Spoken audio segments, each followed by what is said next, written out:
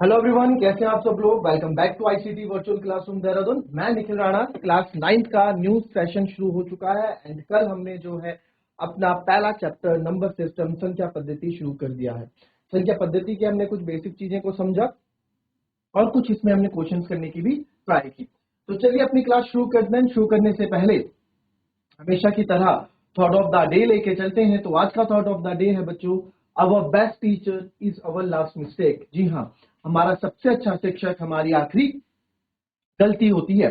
तो जो भी आपकी आखिरी मिस्टेक है, जो अभी आपकी आखिरी गलती है, वो उससे जो भी आप रिसेंटली मिस्टेक किए हो या किसी भी फील्ड में आपने किए, पढ़ाई में किए, फॉर एग्जाम्पल आप 9th में आ गए, आप बड़ी मुश्किल से पास हुए, आप उस वक्त तो सोचेंगे यार बस मैं किसी भी तरह पास हो जाऊं, 9th में हम पढ़ना शुरू कर देंगे। बट और कभी कभार कोई कहीं फेल हो जाता है, किसी चीज आप अचीव नहीं कर पाते हो, तो उसमें आपको अपनी गलती से आपको सीखना चाहिए। ये नहीं कि आप निराश होकर बैठ गए, डिमोटिवेट होकर बैठ गए। देखिए गलतियां सबसे होती हैं, फेल सब होते हैं जिंदगी में। ऐसा कोई भी इंसान नहीं जो फेल नहीं हुआ होगा। फेल होते हैं तभी हम आगे बढ़ते हैं, फेल होते हैं तभी हम और अच्छे से निखर के आगे आते हैं, क्योंकि हमें अपनी गलतियों का, हमें अपनी कमजोरी का पता चलता है जो पता करने वाला हो। अदरवाइज कोई किस चीज पे फेल हो गए, वो अगर ये सोचेगा यार छोड़ना जाने दे, जो हो गया सो हो गया, वो कभी भी आगे नहीं जा पाए।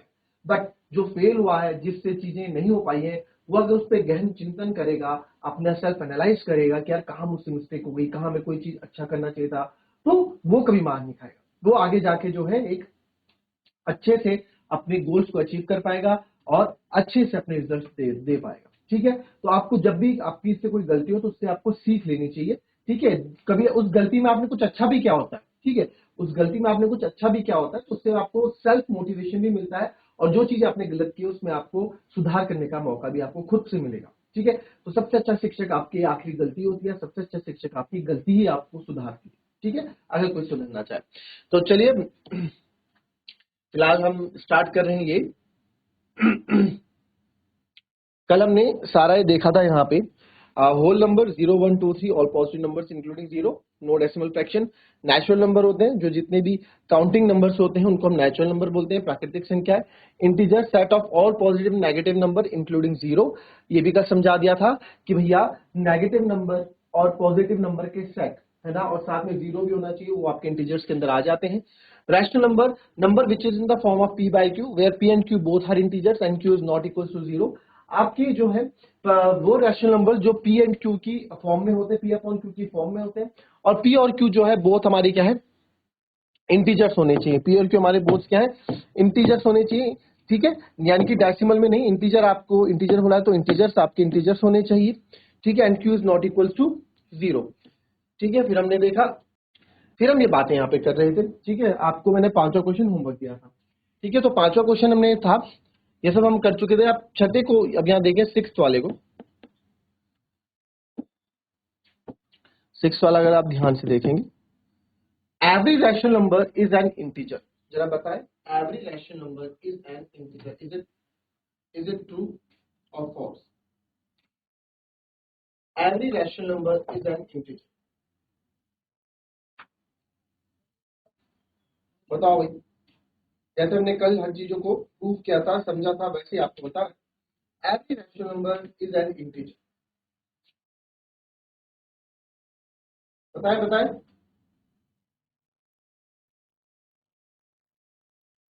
Every rational number is an integer.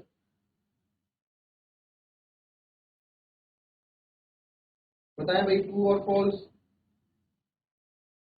देखें, every rational number is an integer, कोई सा भी रैशनल नंबर मैं ले लूं, अगर यहाँ पे मैं रैशनल नंबर लेता हूँ, every rational number is an integer में कोई भी रैशनल नंबर ले लो, आप बोलोगे सर फोर, फोर एक रैशनल नंबर है, एक बच्चे ने फोर बोला, तो यस सर फोर एक रैशनल नंबर है और फोर एक इंटीजर भी है, तो आप बोल सकते हो every rational number is an integer. But क्या रैशनल नंबर, क्या जस्ट फोर को हम तो बस चेक करने के लिए, बट रैशनल नंबर की अपनी जो जनरल फॉर्म है क्या, p बाय क्यू। एक और चेक कर लो, अब आपने लिखा यहाँ पे 2/5, 2/5 क्या है,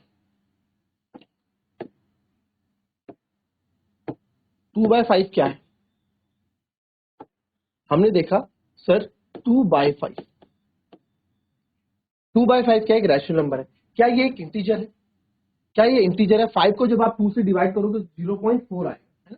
5 को जब मैं 2 से डिवाइड क्या करूंगा, 5 को जब 2 से डिवाइड करेंगे, पॉइंट लगाएंगे 0, 5 4 20, तो 0.4 आएगा। क्या इंटीजर में आपने कहीं डेसिमल में नंबर देखा? नहीं देखा, है ना, क्योंकि हमने इंटीजर में कोई भी ऐसा नंबर नहीं देखा जो डेसिमल में हो। ठीक है, तो आप लिखेंगे इसका आंसर क्या होगा? फॉल्स। कोई भी एक एग्जांपल ले लें, false, because 2/5 is not a integer, क्योंकि ये क्या एक रैशनल नंबर है बट ये एक इंटीजर नहीं। आई बात समझ में? आई थिंक आपकी बात क्लियर हुई हो। ठीक है, तो हर कोई परिमेय संख्या जो एक पूर्णांक नहीं होती है। मैं आपको बोल रहा हूँ हिंदी इंग्लिश दोनों को, आपको मैंने कल बताया था, आपको हिंदी में आना ही चाहिए, साथ में इंग्लिश में तो आपको जरूर आना चाहिए। जिस हिसाब से कंपटीशन लेवल बढ़ रहा है, कंपटीशन बढ़ रहा है हमारा, तो आपको चीजें दोनों आनी चाहिए। ठीक है, अब देखिए नेक्स्ट इसमें एक और मैं ले लेता हूँ, एक मैं अपनी तरफ से ले लेता हूँ। एक हम अपनी तरफ से ले लेते हैं, लिखते हैं 7th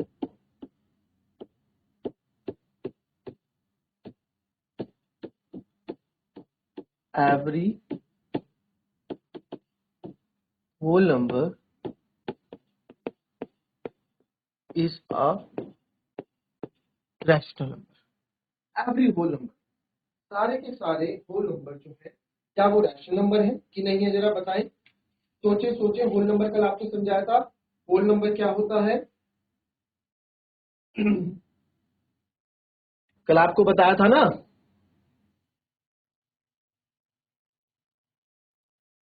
every whole number is a rational number.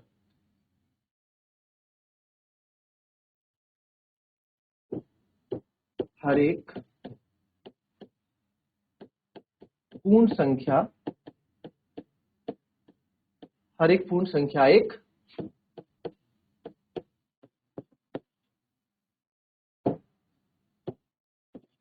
परिमेय संख्या होती है।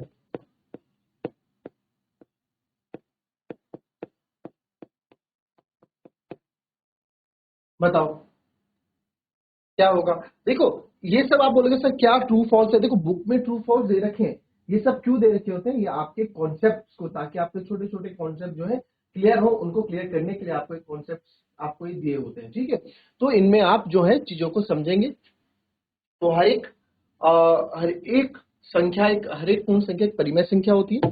तो इसको आप देखेंगे अगर यहाँ हर एक, तो आप यहाँ देखेंगे every whole number is a rational number. Every whole number is a rational number. तो इज इट पॉसिबल? आप देखें एवरी होल नंबर, तो होल नंबर क्या होगा सर? 0 भी होल नंबर है, 1 भी होल नंबर है, 2 भी होल नंबर है, 3 भी होल नंबर है, 4 भी होल नंबर है, 5 भी होल नंबर है। तो अगर इनको मैं जैसे 2/1 लिख सकता हूँ, 3/1 लिख सकता हूँ, ये इसको मैं रैशनल नंबर की फॉर्म में लिख सकता हूँ ना भाई। इसको मैं 2/1/1 लिख सकता हूँ, 2/1, 3/1, 4 सारे P/Q की फॉर्म में आ गए, और 0/1। अब 0/1 को भी, अब देखो 1 से अगर मैं 0 को डिवाइड करूंगा तो 1 0 0 हो जाएगा ना। तो यानी 0/1 भी मैं लिख सकता हूँ, यानी हाँ 1/0 नहीं लिख सकते, बट 0/1 लिख सकते हैं। तो आप बोलेंगे इसका आंसर क्या होगा हमारा? इसका आंसर हो जाएगा यस। ठीक है, इसका आंसर क्या हो जाएगा? यस। एक और देख लेते हैं आपको ना, एक और देख लेते हैं, एक और दे देता हूं आपको।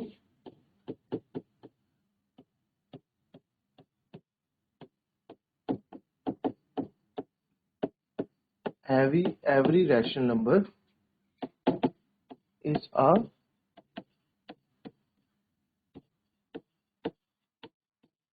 natural number। क्या बोल रहे हैं?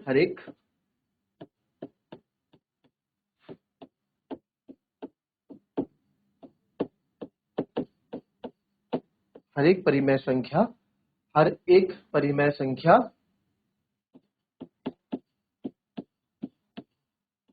प्राकृतिक संख्या होती है।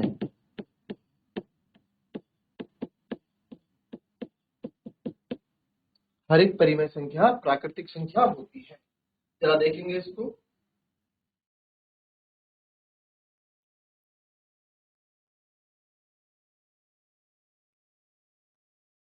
बताएं इसमें क्या सोचते हैं आप? बताओ भाई, every rational number is a natural number और नहीं? चलो सोचो सोचो। देखो, हर एक परिमेय संख्या, तो कोई सी भी यहाँ परिमेय संख्या मैं ले लेता हूं। मैंने परिमेय संख्या ले ली 2/3। ठीक है, 2/3 एक परिमेय संख्या ले ली, तो क्या ये परिमेय संख्या नेचुरल संख्या बन पाएगी? चलो, अगर जैसे मैंने फॉर एग्जांपल मैंने ले लिया 4/2, तो सर 2 1 2, 2 2 4, ये एक नेचुरल नंबर बनता हुआ दिख रहा है। वहीं अगर मैंने ले लिया 2/3, तो क्या बनता हुआ दिख रहा है? और नेचुरल नंबर के बारे में हमने क्या पढ़ा था? नेचुरल नंबर हमने पढ़ा था ऑल काउंटिंग नंबर, जिनको हम काउंट कर सकते हैं, एंड नो डेसिमल। मैंने बोला भी था कि नो इसमें decimal and fraction, no decimal and fraction included. तो जहाँ फ्रैक्शन, इसमें फ्रैक्शन केवल जब ये वाला फॉर्म p/2 केवल रैशनल नंबर में होता है, नेचुरल नंबर में नहीं होता है। तो देयरफॉर आप लिखेंगे नो, ठीक है, क्योंकि 2/3 क्या है? एक नेचुरल नंबर। आप लिख सकते हैं no because 2/3 is a rational number, not a natural number, या 2/3 is not a natural number.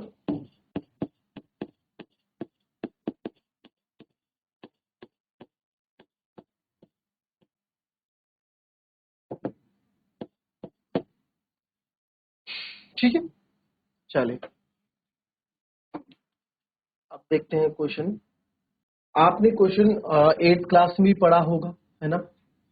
8th class में, और 8th क्लास से तो इजी है क्वेश्चन, 8th क्लास वाले से इजी है ये क्वेश्चन, मैं आपको बोल रहा हूं 8th क्लास वाले से इजी है ये question. Find 5 rational number between 3/5 and 4/5। Find 5 rational number between 3/5 and 4/5। ठीक है, तो आप इसमें 5 रैशनल नंबर निकालें 3/5 और 4/5 के बीच में। चलिए फटाफट निकालेंगे, इजी है। 8th क्लास में भी हमने किया है, जरा चेक करेंगे कि आप कितना इसको कर पाते हैं। Find 5 rational number between 3/5 and 4/5। परिमेय संख्या 3/5 और 4/5 के बीच में आपको 5 रैशनल नंबर्स बताने। 8th क्लास में हमारे पास क्या था? हमारे पास कम से कम वहां पे डिनोमिनेटर सेम नहीं होते थे, यानी कि हर, अंश और हर, तो हर हमारे पास सेम नहीं होते थे, हम हर सेम करते थे, हर को बराबर करते थे। यहाँ पे जो डिनोमिनेटर है यानी कि हर है, वो आपको सेम मिला है 3/5। तो इसमें आपको क्या करना है? आपको बस इसमें 5 रैशनल नंबर लिखना है। तो आपको मैंने बता रखा है 5, जितने 5 है तो 5 से एक ज्यादा आप मल्टीप्लाई करो, जितना आपसे पूछा उससे एक ज्यादा मल्टीप्लाई कर दो। तो जब आप न्यूमरेटर में मल्टीप्लाई करोगे तो आप डिनोमिनेटर पे भी मल्टीप्लाई करोगे, वैसे आप न्यूमरेटर में मल्टीप्लाई करोगे तो आप डिनोमिनेटर में भी मल्टीप्लाई करोगे।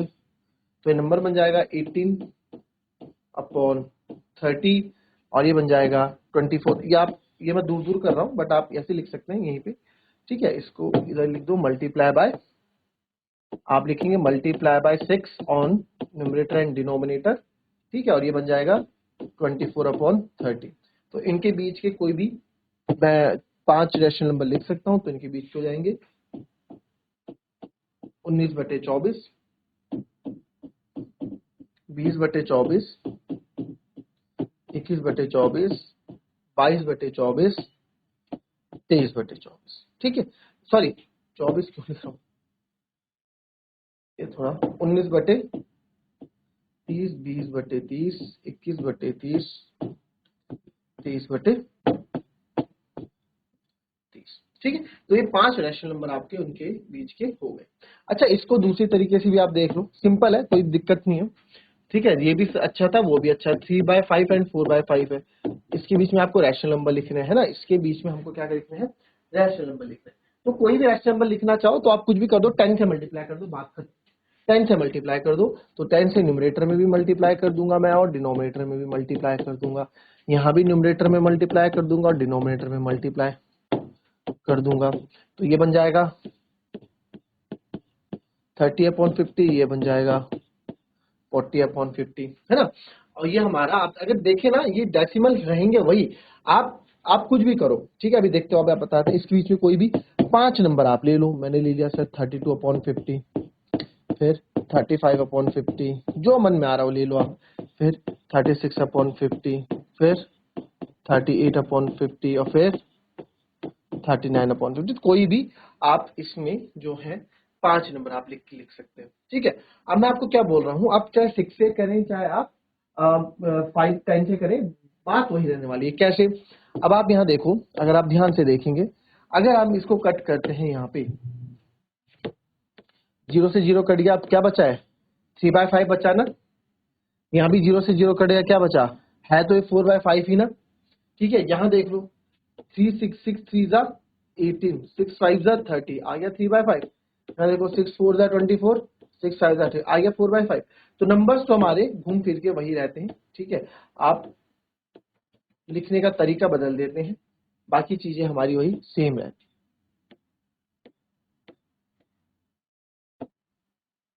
या आपको कोई दूसरा नंबर यहाँ देखूं, यहाँ भी फ्रैक्शन वही बनते हुए देखेंगे। अब देखो क्योंकि इसके बीच में तो 10 नंबर है ना बीच में, तो मैं कौन सा मेरे हाथ में है, बट एक नंबर जो मेरे को दिख रहा है। अब देखो नंबर्स फ्रैक्शन रहेंगे वही रहेंगे, 3/5 और 4/5। नंबर लाइन में अगर आप देखें 3/5 और 4/5, 5/3 को मैं लिखूंगा 0.6 और 5/4 को मैं लिखूंगा 0.8। तो इसके बीच के ही नंबर रहेंगे वो 0.61, 0.62 ऐसे ही रहेंगे नंबर।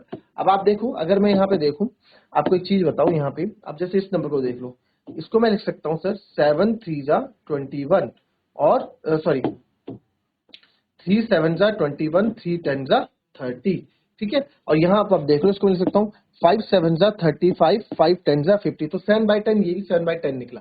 तो फ्रैक्शन भी आपके सेम ही रहते हैं, ठीक है। बस आपके फ्रैक्शन को आप देखो ना, जैसे मैं 8/4 करूं और जैसे मैं यहाँ पे कर दूं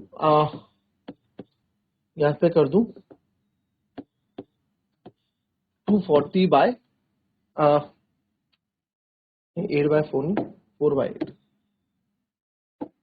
यहाँ मैं कर दूं 4/8 और यहाँ कर दूं 120/240, है ना। अब दोनों ही किसके बराबर है, दोनों ही 1/2 के बराबर होंगे। देखना 4 1 जा 4, 4 2 जा 1 0 से 1 0 कटा, 12 1 जा 12, 12 12 आएगा, दोनों का ही 1/2, दोनों ही फ्रैक्शन 1/2 के बराबर है, ठीक है। तो अल्टीमेट आप कुछ से किसे मल्टीप्लाई करो, आंसर आपके इसमें लगभग सेम ही आएगा। क्लियर। अब आपको यहां बोलते हैं, जैसे हम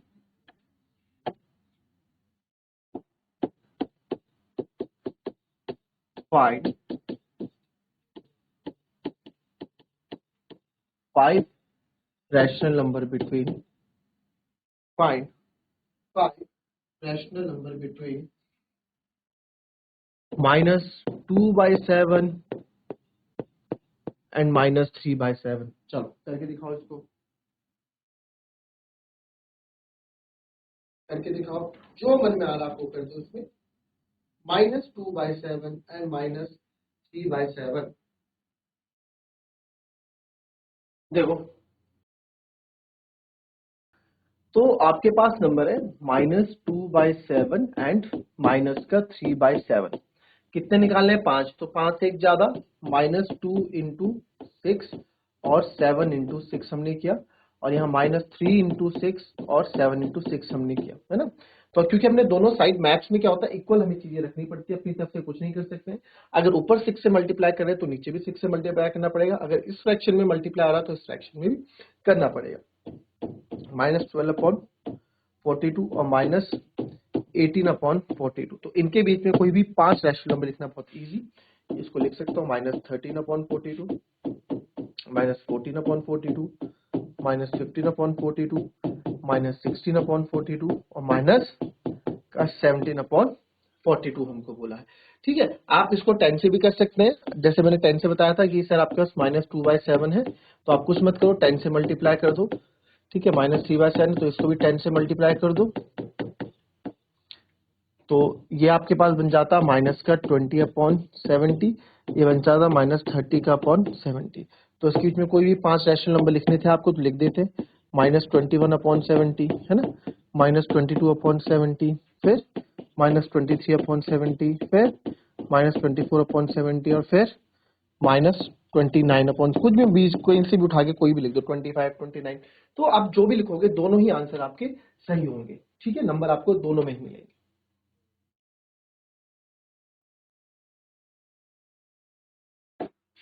चलो एक क्वेश्चन और आपको देता हूं, फाइंड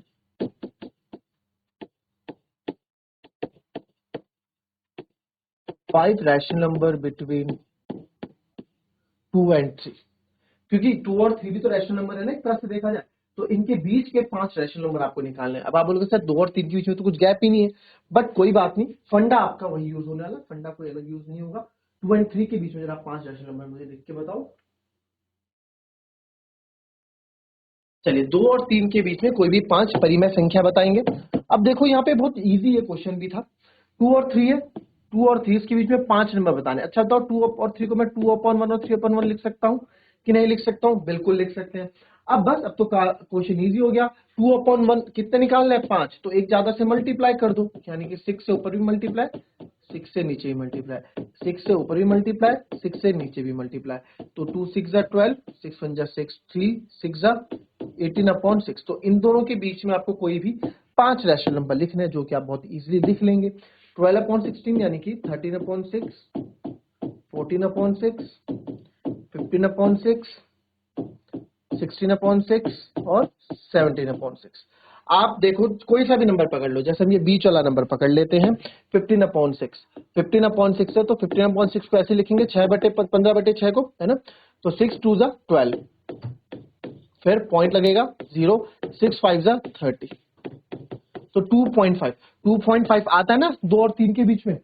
2.5 आता है ना 2 और 3 के बीच में। तो बस वही नंबर सारे हैं आपके पास, देख लो। तो आते वही नंबर है ना? बस ये फ्रैक्शन में होते हैं, p/q के फॉर्म में होते हैं, डेसिमल के फॉर्म में करोगे तो वही मिलेगा। अब जैसे आप बोलो कि सर आपने तो ये भी बताया था 2/1 3/1 कि 10 से मल्टीप्लाई कर दो, तो 10 से मल्टीप्लाई कर दो कोई दिक्कत नहीं है, 10 से भी कर दो तो भी आंसर कोई दिक्कत नहीं, 1/10।